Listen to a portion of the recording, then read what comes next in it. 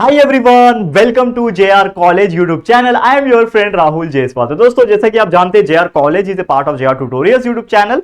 और JR tutorials के बारे में अगर आप नहीं जानते हो तो जेआर ट्यूटोरियल्स पे लगभग 1.2 मिलियन सब्सक्राइबर्स प्रेजेंट है, जिसमें हम 6 से लेकर 12 स्टैंडर्ड के बच्चों को पढ़ाते हैं। वहां पे हर एक प्रकार के लेक्चर बाय लेक्चर वीडियोस, हर चैप्टर के वीडियोस प्रेजेंट है, आप वहां से पढ़ सकते हो। लेकिन ये channel specially 11th and 12th के लिए बनाया गया है, जेआर कॉलेज नाम से आप देख सकते हो। ठीक है, तो प्लीज सपोर्ट अस, क्योंकि ये चैनल की शुरुआत ऑलमोस्ट 1.5-2 महीने पहले ही की गई थी और उसमें कंटिन्यूअस हम 11th and 12th both science and commerce के लिए बैचेस लॉन्च कर चुके हैं। फ्री ऑफ कॉस्ट है, हर बच्चों का अपना सिलेबस यहां पे कवर करके मिलेगा, तो अच्छे से पढ़ाई करते रहो। साथ ही में कुछ बच्चों का मुझे पता है कि 10th स्टैंडर्ड से वो 11th स्टैंडर्ड में आ रहे हैं, उनका एडमिशन प्रोसेस चल रहा है, तो कई सारे बच्चों के मन में कुछ डाउट्स चल रहे हैं। वो डाउट्स को क्लियर करना भी मेरी रिस्पॉन्सिबिलिटी है, and that's why I am making this video कि अगर आप लोगों को भी 11th साइंस स्ट्रीम हार्ड लगता है या फिर लगने वाला है, तो वो सभी चीज की क्लैरिटी देना बहुत ज्यादा जरूरी हो जाता है। ठीक है, शुरुआत करें इस वीडियो की। तो क्या 11th साइंस वाकई में हार्ड है? तो इसका जवाब आज आपको इस वीडियो में मिलने वाला है। अब साइंस की बात कौन कर सकता है जो खुद साइंस पढ़ा हो, क्योंकि यार मैंने भी साइंस पढ़ा हुआ है। 11th 12th में साइंस स्ट्रीम से पढ़ाई की, उसके बाद मैंने ऑटोमोबाइल इंजीनियरिंग 4 साल इंजीनियरिंग डिग्री हासिल की है, एंड कई सारे और भी चीजें हमने की हुई है। लेकिन मुद्दे की बात है हमारे 11th एंड 12th के लिए। तो 11th में अगर आपने एडमिशन ले लिया है या फिर आप सोच रहे हो कि आप 11th साइंस में एडमिशन लोगे, तो ये 2-3 बातों का ध्यान में रखना या फिर जानना आपके लिए जरूरी है। सबसे पहले चीज, क्या वाकई में 11th स्टैंडर्ड हार्ड है? 11th साइंस जो है वाकई में हार्ड है? तो इसका जवाब मैं सिंपल तरीके से देना चाहूंगा कि दुनिया में अगर आप चीज देखोगे तो ऐसा कोई भी चीज नहीं बना है जो आपके जिंदगी में आपको हार्ड लगे। ठीक है, आप सोच रहे होंगे अरे राहुल सर क्या बोल रहे हो, ये क्या बोल रहे हो भैया, ये सब चीज क्या है ये? देखो, मैं एक सिंपल सा चीज बोलता हूं कि जो हमारे दुनिया में जो भी चीज प्रेजेंट है आज के डेट में, आज से सिर्फ आप 1 मिलियन साल पहले की बात करो, 1 मिलियन मतलब ज्यादा नहीं, 10 लाख साल पहले की बात करो, तो 10 लाख साल पहले हम इंसान का वजूद कैसा था? हम लोग एक होमोसेपियन नहीं बन पाए थे अच्छे तरीके से, मतलब लाइक हम लोग बहुत स्ट्रगल कर रहे थे अपने लाइफ में। मतलब ह्यूमन बीइंग जो था ना, खाने के वो अंधे थे, जो मिल गया उसको खा लिया, शिकार मिल गया, जानवर मिल गया, उसको शिकार करके खा लिया। तो इस प्रकार से चीज थी। लेकिन ये पिछले आप देखोगे कुछ हजारों सालों में, मतलब 10,000 20,000 ईयर्स में आप देखोगे ह्यूमन बींग्स कितना ज्यादा डेवलप कर गए। इसके पीछे का रीजन क्या है? क्योंकि हम अपना दिमाग लगा सकते हैं। तो यार हमने एरोप्लेन बना लिया हवा में उड़ाने के लिए, रॉकेट बना लिया, हम दूसरे प्लैनेट्स पे पहुंच सकते हैं। ठीक है ना, हम क्या नहीं कर सकते? हमने रेलवे ट्रेन बना लिया, हमने बिजली बना लिया, जिससे हर एक चीज चल रहा है। ठीक है, हम इतना अच्छा कम्युनिकेशन कर पाते हैं, हर एक चीज है दुनिया में, हर चीज हम मुमकिन कर पाए। तो ये किस बदौलत हुआ है? हमारे दिमाग की बदौलत। और ये जो भी चीजें जो हुई है, ये कहीं ना कहीं इसके पीछे का जो श्रेय जाता है, जो बोलते हैं ना, जो क्रेडिट जाता है, वो किसके ऊपर जाता है? वो साइंस के ऊपर जाता है। क्योंकि आप बोलोगे कि यस, अभी कुछ कॉमर्स के बच्चे आएंगे, वो डिबेट करेंगे कि सर कॉमर्स भी है। देखो, हर एक चीज का एक वैल्यू होता है। कॉमर्स भी उतना इंपॉर्टेंट है, आर्ट्स भी उतना इंपॉर्टेंट है, और साइंस भी उतना इंपॉर्टेंट है। तीनों अगर आपस में मिलकर काम नहीं करेंगे तो दुनिया नहीं चलेगी। तो हम आज साइंस की बात करेंगे। कभी आपको जरूरत पड़े, कोई बच्चा कॉमर्स का या फिर आर्ट्स का देख रहा होगा, तो मुझे बता देना कमेंट सेक्शन में, आप लोग के लिए वीडियो बना दूंगा, मेरे को कोई प्रॉब्लम नहीं है वीडियो बनाने की। लेकिन हम साइंस की बात करें कि बच्चे कमेंट कर रहे हैं कि सर 11th साइंस उनको हार्ड लग रहा है या फिर हार्ड है क्या?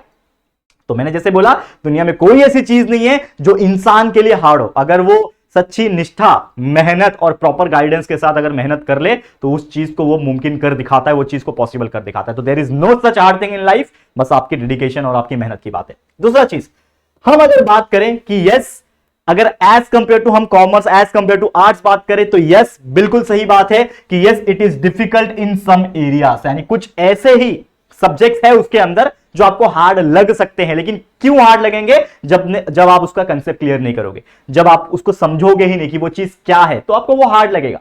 ठीक है ना। अब जैसे मैं एक साइंस का स्ट्रीम का बच्चा हूं, मतलब मैं अभी ऑलमोस्ट मेरा स्टडी होके लाइक 5 साल हो गए, स्टडी कंप्लीट हो गए, मतलब इंजीनियरिंग कंप्लीट हो गए मुझे 4 से 5 साल हो गए।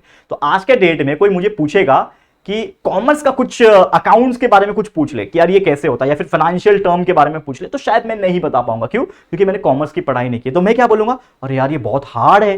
तो अगर एक साइंस के बच्चे को कॉमर्स का चीज पूछोगे तो उसको हार्ड लगेगा। लेकिन अगर मैं वही चीज पढ़ रहा हूं, मुझे कोई पूछेगा कि Newton first law of motion क्या है, रॉकेट कैसे उड़ता है, तो मैं बता सकता हूं ना, गाड़ियां कैसे चलती है, ऑटोमोबाइल इंजीनियर भैया, बता सकता हूं गाड़ी कैसे चलती है, क्या होता है, क्या खराबी है, तो कैसे रिपेयर करना, ये बता सकता हूं, because I have learn this. मैंने पढ़ाई की है उस बारे में, मैंने उसको समझा है, मैंने उसको प्रैक्टिस किया है। तो कोई भी चीज आप धीरे धीरे समझोगे, प्रैक्टिस करोगे, तो वो चीज भी आपको इजी लगने लगेगी। बचपन में याद रखो, जब आपने साइकिल चलाना पहली बार सीखा होगा तो आपको बहुत हार्ड लगता होगा। आप दूसरे को देखते होंगे, यार क्या साइकिल कैसे चला लेता है, ये स्टंट कैसे मार लेता है साइकिल पे। लेकिन जब आप खुद उस साइकिल को चलाने गए होंगे तो एक दो बार भले ही गिरे होंगे, लेकिन उसके बाद उठ के खड़े होकर वापस से साइकिल चलाया होगा और आज इतना बेहतरीन तरीके से साइकिल चला रहे होगे कि आप सोच भी नहीं सकते थे। तो आपने कभी सोचा था कि मैं साइकिल चला सकता हूं, लेकिन आपने चलाया। तो वैसे ही साइंस स्ट्रीम अगर आपने नहीं सोचा था या फिर आपको लगता है हार्ड है, तो आप करके तो देखो, आपको इजी लगेगा। मेहनत करके तो देखो, वो चीज पॉसिबल होगा। अब एक और चीज होती है कि यार देखो, क्लास 10th के कंपेयर करोगे कि यार 11th स्टैंडर्ड सेम मेरा क्लास 10th के जैसा रहेगा, तो ऐसा बिल्कुल नहीं है। 11th स्टैंडर्ड का जो साइंस स्ट्रीम है, it is totally different from your class 10th। Class 10th में आपके सब्जेक्ट्स अलग थे, यहां पे सब्जेक्ट्स कोर में जा रहे हैं, यानी कि आपका जो शेड्यूल रहेगा वो भी आपका बहुत ज्यादा हेक्टिक होने वाला है, ठीक है। और साथ ही में जो मैं आपको बात किया कोर सब्जेक्ट्स के बारे में, तो कोर सब्जेक्ट्स मतलब अगर आप देखोगे कोर सब्जेक्ट्स क्या क्या होते हैं, अगर आप साइंस स्ट्रीम के बच्चे हैं तो फिजिक्स होता है, केमिस्ट्री होता है, मैथ्स होता है, बायोलॉजी, ये 4 सब्जेक्ट कोर सब्जेक्ट होते हैं।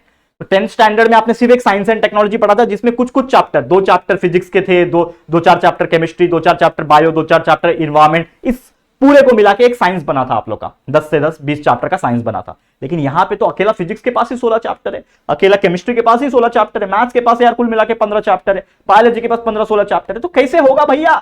होगा, क्योंकि आपने उस चीज को जो स्टडी किया था 10th स्टैंडर्ड में, अब उसी का ये क्या है, एडवांस वर्जन है। तो एडवांस वर्जन किसने बनाया? इंसान ही ने बनाया। तो कौन क्रैक करेगा? इंसान ही क्रैक करेगा। तो यार आप लोग भी कर सकते हो कि नहीं? बस आपको थोड़ा सा मेहनत उस डायरेक्शन में करना पड़ेगा। और आपके कंसेप्ट क्लियर करने के लिए तो यार हमने आपके लिए वीडियोस डाल रखे हैं जेआर ट्यूटोरियल्स पे भी, और हमारा ये चैनल जेआर कॉलेज पे भी वर्किंग चालू है, डेली बेसिस पे हम वीडियोस डाल रहे हैं, आप चेक करते रहो। बस यही रिक्वेस्ट है कि आप अपने दोस्तों को भी शेयर कर दो, क्योंकि बहुत कम लोग को पता चलेगा इस चैनल के बारे में। एक नया चैनल हमने क्रिएट किया हुआ है जेआर कॉलेज, नाम से ही है कॉलेज, कॉलेज में आ गए हो तो कॉलेज से पढ़ाई करो, ठीक है। अब यहां पे कुछ बच्चे साइंस वर्सेस कॉमर्स का डिबेट करते हैं। देखो मैं अगेन एक चीज बोलना चाहूंगा, साइंस एक अलग फील्ड है, कॉमर्स एक अलग फील्ड है, आर्ट्स एक अलग फील्ड है। अगर हम साइंस और कॉमर्स को कंपैरिजन करें, जो सबसे ज्यादा लेने जाने वाले फील्ड यही दोनों हैं। साइंस का थोड़ा सा पलड़ा भारी होता है, क्योंकि ज्यादातर बच्चे सोचते हैं कि मैं आगे जाकर डॉक्टर, इंजीनियर ये सब बनूंगा। कॉमर्स का थोड़ा कम होता है। अगर मैं रेशियो की बात करूं 60-40 का ही फर्क होगा, उससे ज्यादा नहीं होगा, या फिर हम 55-45 बोल सकते हैं, उससे ज्यादा नहीं होगा, ठीक है। तो जो साइंस का बच्चा होता है उसका एक गोल क्लियर होता है कि यार मेरे को डॉक्टर बनना है, मेरे को इंजीनियर बनना है, मेरे को लाइक इस फील्ड में जाना है। और जो कॉमर्स लेता है उसका एक क्लियर होता है, उसको ये नहीं होता है कि मेरे को इंजीनियर बनना है तो मैं कॉमर्स ले लूं क्या, ऐसा नहीं हो।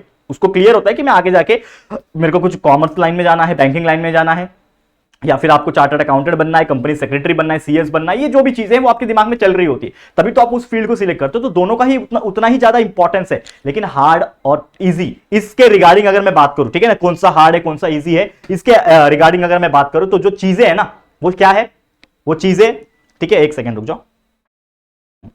जो चीजें हैं उसके अकॉर्डिंगली अगर मैं बात करूं तो हम बोल सकते हैं कि science is much better as compare to commerce. और कोई कॉमर्स के बैकग्राउंड से अगर सोच रहा होगा तो वो हमेशा यही बोलेगा commerce is much better than science. आज मैं एक साइंस का स्टूडेंट हूं, मतलब ऑब्वियसली पास आउट हो गया, टीचर बन चुका हूं, लेकिन हमेशा से मैं एक इच्छा चाहता था कि यार कुछ कॉमर्स का भी नॉलेज होता। तो आज के आने वाले टाइम में आपको पता ही है कि न्यू एजुकेशन पॉलिसी जब आएगी तो ऐसा चीज किया गया है कि समझ लो कि आपको फिजिक्स पढ़ना है, मतलब साइंस की चीजें पढ़नी है, लेकिन साथ में आप कॉमर्स के भी एक सब्जेक्ट लेके पढ़ सकते हो। तो इससे क्या होगा, मल्टीपल नॉलेज क्रिएट होगा। और ये बहुत अच्छा डिसीजन है गवर्नमेंट का, आने वाले समय में ये इंप्लीमेंट हो जाएगा। लेकिन अभी जो चीजें चल रही है कि साइंस सेपरेट कॉमर्स सेपरेट, ये अभी चल रही है, फिलहाल आगे जाके बहुत ज्यादा मर्ज हो जाएगा एक दूसरे को। मतलब हम लोग क्या बोल सकते हैं, ना तो साइंस हार्ड है ना तो कॉमर्स हार्ड है, लेकिन पढ़ने वाले के ऊपर डिपेंड करता है कि वो किस प्रकार का चीजें हैं। तो मेहनत दोनों ही फील्ड में करना है, मेहनत करते रहो, आगे बढ़ते रहो। एंड जो अप्रोच होगा वो थोड़ा सा आपका डिफरेंट होगा। अप्रोच डिफरेंट क्यों होगा? क्योंकि देखो सबसे पहली बात है, आपको पढ़ने का तरीका आपका चेंज करना पड़ेगा। 10वीं में आप 1 घंटा पढ़ते थे, आराम से पढ़ते थे, कुछ टेंशन की बात नहीं होती, लेकिन 11th में 4-4 सब्जेक्ट कोर सब्जेक्ट है और चारों के बहुत ज्यादा चैप्टर्स है। तो आपको हर एक के डीप में घुसना पड़ेगा। और अगर आपका ड्रीम बड़ा है, जेई, नीट, एमएसटी, सीडी जैसे एग्जाम्स का प्रिपरेशन करना है, ड्रीम बड़ा है आपका, आईआईटी लेवल पे जाना है, मेडिकल लेवल पे जाना है, इस प्रकार के लेवल पे अगर आपको जाना है, गवर्नमेंट कॉलेज चाहिए एमबीबीएस के लिए, तो ये सब चीज के लिए आपको इनिशियल तौर पर ही मेहनत करना पड़ेगा, जो कि 11th स्टैंडर्ड है। तो 11th स्टैंडर्ड साइंस के बच्चे, खासकर आपको मैं बार बार इसीलिए बोल रहा हूं, टारगेट वही कर रहा हूं कि यार आपको बड़ा सोचना है, क्योंकि साइंस स्ट्रीम में कंपटीशन बहुत ज्यादा होगा, बच्चे ज्यादा है, कंपटीशन ज्यादा होगा, कट ऑफ ज्यादा निकलता है, परसेंटाइल ज्यादा निकालना पड़ता है। तो आपको मेहनत अभी से ही करना पड़ेगा। तो कॉन्सेप्ट समझ के चलो, पूरा कंटेंट अवेलेबल है। आने वाले समय में आप लोग के लिए जेई, नीट और एमएसटी जैसे एग्जाम्स की भी तैयारी हम करवाएंगे, लेकिन अभी फिलहाल में जो आपका महाराष्ट्र स्टेट बोर्ड का सिलेबस है हम पूरा कंप्लीट कराने की कोशिश कर रहे हैं, ठीक है। बस यही बोलना था। And all the best for your new journey. आप 11th स्टैंडर्ड में आ गए हो, साइंस में ले चुके हो एडमिशन या फिर चल रहा है, तो स्वागत है आपका 11th स्टैंडर्ड में, न्यू जर्नी के लिए आपका स्वागत है। मेहनत करते रहना, हम तो कर ही रहे हैं आपके लिए। बस इतना ही मुझे बोलना था। तो उम्मीद करता हूं ये आपको क्लियर हो गया होगा कि there is no such hard thing, it is your mentality to tackle the situation and definitely आप कर पाओगे उस चीज को, ठीक है। हम साथ देंगे आपका, टेंशन मत लेना। आज के लिए इतना ही। वीडियो पसंद आए तो लाइक कर देना, शेयर करना अपने दोस्तों के साथ। फर्स्ट टाइम चैनल पे आए हो तो हमारे चैनल को फटाफट से सब्सक्राइब करके बेल आइकन को हिट कर देना, ठीक है दोस्तों। तो जल्दी मिलेंगे एक और नई वीडियो में, तब तक के लिए thank you and good bye.